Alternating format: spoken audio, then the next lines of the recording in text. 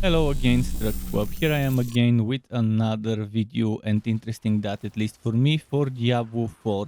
The 6th of June 2023 or the 2nd of June for pre-order players is the date when players worldwide will be able to finally sink their teeth into the juicy bite that Diablo 4 is shaping up to be.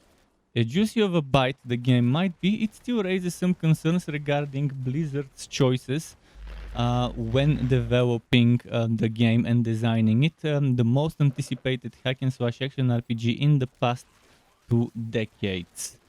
This video and the blog post accompanying it aims to bring attention to the things Blizzard are doing wrong with Diablo 4, and that is of course based on my own personal views of the game and of how I like things. I am not going to just say this is wrong, this is bad, blah blah blah, but rather I will explain why I think so, as well as provide examples of how the problems at hand can be resolved and how Diablo 4 can become a more pleasant experience for all kinds of players to enjoy. I've also given examples how games have handled such situations, which is not to say Diablo 4 should copy them, but rather find similar solutions or a similar solution for each of those um, uh, concerns raised. So I hope you enjoyed this video, buckle up and let's go. It's gonna be a long one. I want to start with something easy, something obvious, something that Blizzard have talked about already, the experience rates. Blizzard have already confirmed that reaching the maximum level, which is 100, will take between 150 and 180 hours, based on how much a player is min-maxing their experience per hour gains. This number may shock many, and it will surely disappoint quite a big number of players as well. I'm pretty sure that there will also be a ton of people out there who will be fine with it and won't mind this, but that still doesn't make it right. And here's where Blizzard are contradicting themselves. They say they want people to experiment and try various things, but then they make it hard for players to do that because it will be extremely time consuming to try new classes. They did mention that at least with the season journey challenges, you will be able to earn experience boosters to help you with leveling outs, but this is outs only. Those XP boosters won't work on your main, and most likely you would need to max out the character before you can even use them, the first character. And those will be earned as you reach certain thresholds. They did not say whether it's character level or seasonal level, they just set level thresholds. But my guess is every 10-20 levels or so you might reach such a threshold, and once you reach level 100 then maybe you would unlock all of those or something like that. However, the big problem here is that experience rates are painfully slow initially, excruciatingly painful experience rate initially.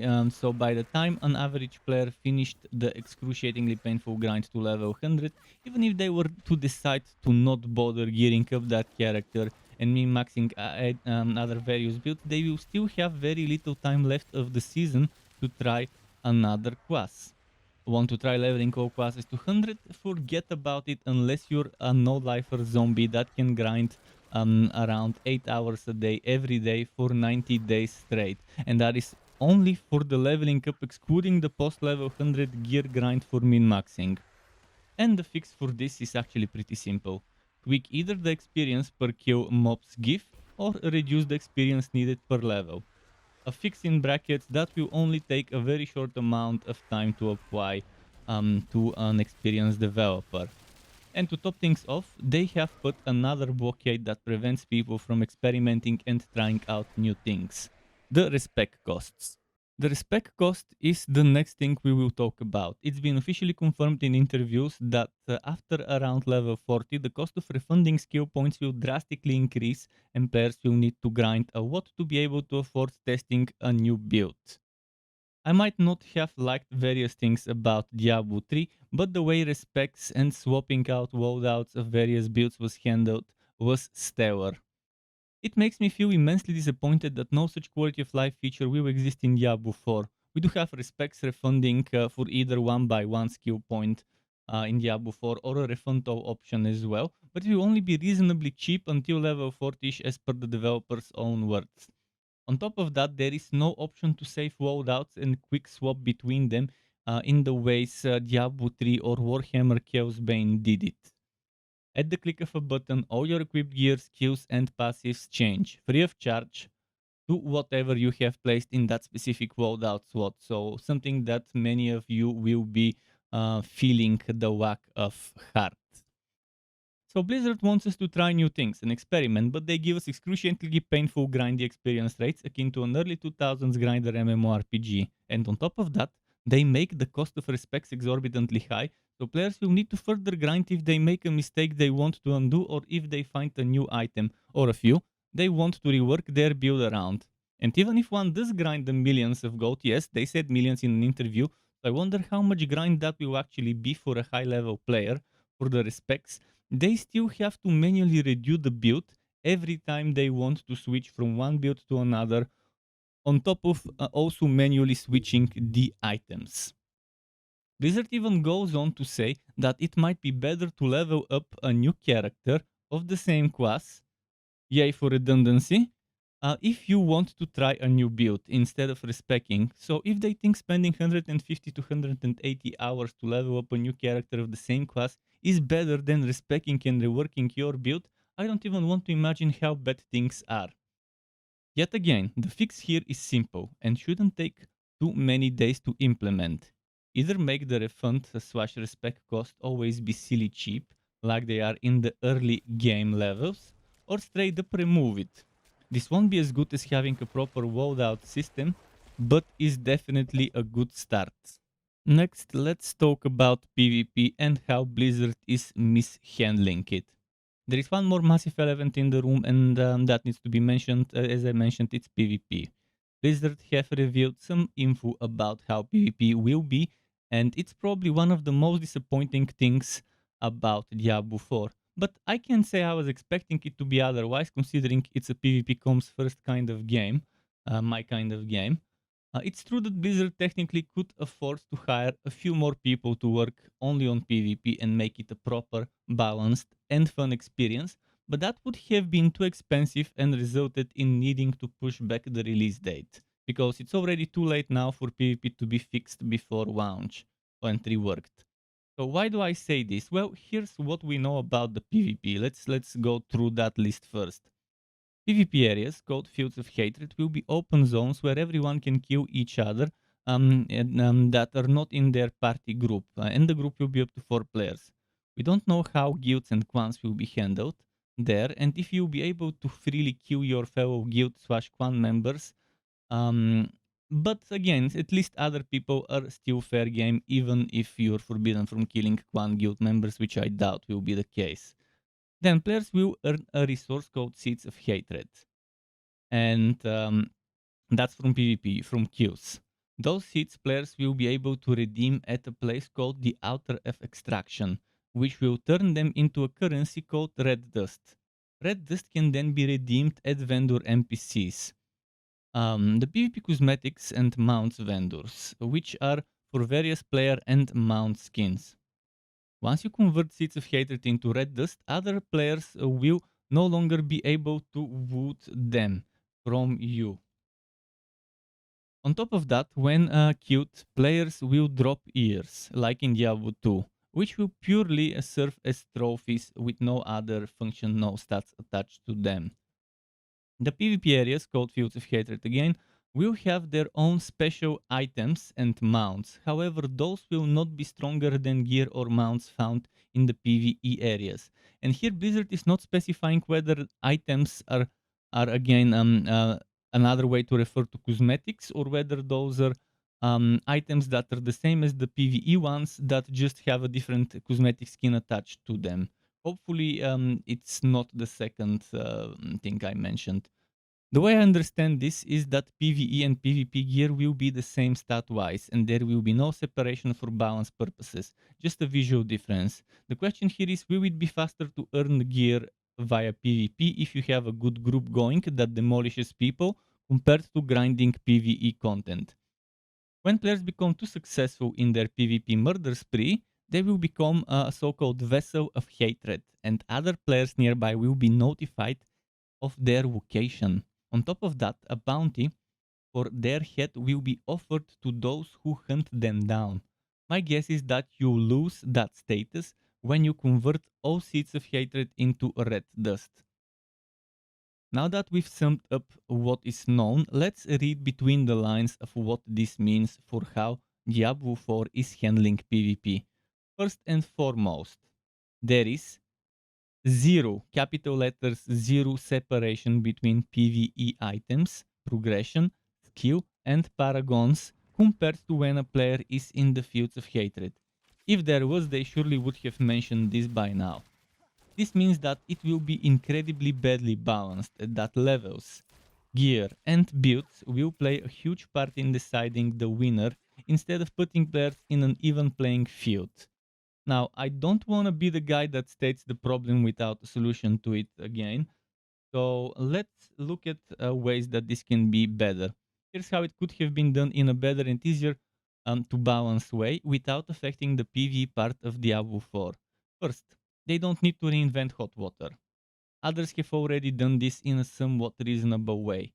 One final example will be Guild Wars 2 structured PvP. In Guild Wars 2, your characters have two versions of themselves: a PvE version for any kind of PvE, which would be raids, fractals, dungeons, open world exploration, etc., and also for World v World, which is a three-way battlefield between three servers. On the other hand, your character has their structured PvP version. Once they go to the structured PvP lobby area, everyone has immediate access to all class skills. On top of that, there were gear vendors that used to sell. I'm not sure now because I haven't played it in a long time, but they used to sell you in brackets free every single PvP item that exists. The keyword here is PvP item. It's important to note that those PvP items are much less in number and variety than the gear players have access to for their characters' PvE versions, but it also means that it's easier to balance this gear without affecting the PvE experience one bit. Now, how can Diablo 4 have a similar system? Simply put, the best way to do this is to switch us over to a PvP version of our characters as soon as we enter the Fields of Hatred outpost town. I'm pretty sure there was one, we saw it in one of the videos. So any PvP safe areas in the Fields of Hatred that's like outposts for trading and so on should be where you can access your stuff, your loadouts. So let's say adding an NPC that grants you access to your PvP loadouts when visited. That's a good idea. However, it could also be done without the need of an NPC as well, by just making a new user interface and that does the same stuff as if you click on an NPC, but you just access it by the press of a button. So from there, players can click on an inventory slot, for example, main hand or off hand, and then select from a list of possible choices that can be equipped there. Everything being unlocked, obviously, every PvP item being unlocked. Doing this for every equipment slot should be a good enough idea gear-wise. Now, for skills, just the regular skill tree might be enough. But if they want to make it even better and more detached from the PvE, there could be PvP versions of the skills and talents from the skill trees that have various PvP related stats, procs, and bonuses. Having a free refund respec should be a must there, and ideally the option to save up to X loadouts for hot swapping out of combat, keyword out of combat. But what about the Paragon ranks and levels? I personally think it would be best to leave those out of the PvP versions of the characters, but there might be a way to just give everyone access to XYZ Paragon points, like whatever the limit is for the PvE versions of the characters from the get-go, without the option to get any more for the PvP versions of their characters. But this again would need to be handled in a way that can be detached from the PvE versions of the Paragon boards, so that balancing one won't affect the other. Thus, it's best to either just leave it out of the PvP loadout or just do it right. What is the benefit of having such division between PvE and PvP, some of you might ask. The two biggest reasons are it's easier to balance one without affecting the other, and that everyone is at an equal footing where it's not about who has the higher level and stronger items, but rather who has come up with what build and how they are using it. Obviously, being an experienced player that has sunk hundreds of hours into the game would give you an advantage over someone who hasn't, because you know skills, you know mechanics, you've done your research, you know how to operate classes against other ones and so on, how to counter others and so on. But let's say that it will result in the typical competitive rock, paper, scissors situation where in 1v1 some builds will work well against the second type of build, but lose to the third type of builds that can, on the other hand, get beaten by that second type of builds themselves. A healthy and balanced PvP experience is definitely going to be more fun. The last problem with the PvP areas is that it will be a Zerg fest. All of them, they will be Zerg fests. With 4-player parties being a thing, it means a solo player will have a much lower, if any, chance at all to win against a 4-player group. There is no way to solve this in the way the open areas are handled, and even if they were to rework the PvP and separate it from the PvE similar to the way suggested, the Zerg wins problem will still remain. One final bonus entry, which I'm not sure how it's being handled in the game, so I'm gonna list it as a potential problem. Final concern regarding Diablo 4's MMO light open world areas will be griefing and kill stealing. Will there be enough mobs for everyone to hunt in a certain area? Are there scripts that increase the spawn rates based on the number of nearby players in a radius of XYZ meters away from each specific spawner? How will two people not in a group fighting the same monster work in terms of rewards and wood? In order to provide an example of somewhat reasonable way to handle this, I have again looked at Guild Wars 2. In Guild Wars 2, the open world zones not only scaled the mobs and their rewards to the player's level, but also every player or party who hit a mob, regardless of first or last hit, gets a random drop from it that is instanced and wootable for each unique player. Diablo 4 could do similarly and let every player or party that hits a mob get a drop from it, or drops from it. In the case of a party, obviously, every party member should get their drop even if only one of them managed to land a hit. I hope there is such or a similar system in place already. And now here is one massive problem, even if they solve the rest I mentioned. Even with soft wood distribution problem, there is always going to be the issue of griefing. A high leveled and better geared player could end up coming where a low level and worse equipped player is hunting and start one-shotting mobs left and right without the newbie being able to land a hit. This would result in losing quest rewards and objectives as well as loot and experience. Griefing will be hard to solve, but if there's multiple channels that players can switch between, that might provide some sort of solution, unless all channels have griefers at the exact same hunting spot. Another way of maybe handling griefing is to make sure that low level players are only put in channels with other low level players similarly progressed in the story, so that maybe this would only let you group with high level players if they are in a party. Otherwise they won't be able to reach the same channel or whatever. The game will separate the open areas. To get notified when I upload more content like this one or other builds and guides for Wooter and not so Wooter games, you can subscribe to my channel and hit that bell button to not miss out on notifications. As well as keep in mind there's something called memberships on YouTube, which lets you be a paying member for my channel to get access to perks such as emotes and badges made by me, as well as the option to get one-on-one tutoring for the very basics of Adobe Photoshop, Premiere and After Effects. And memberships can be cancelled at any time if you no longer want to be a member. Thanks for watching all the way until the end, Struck Web. Keep it cool until next time and goodbye.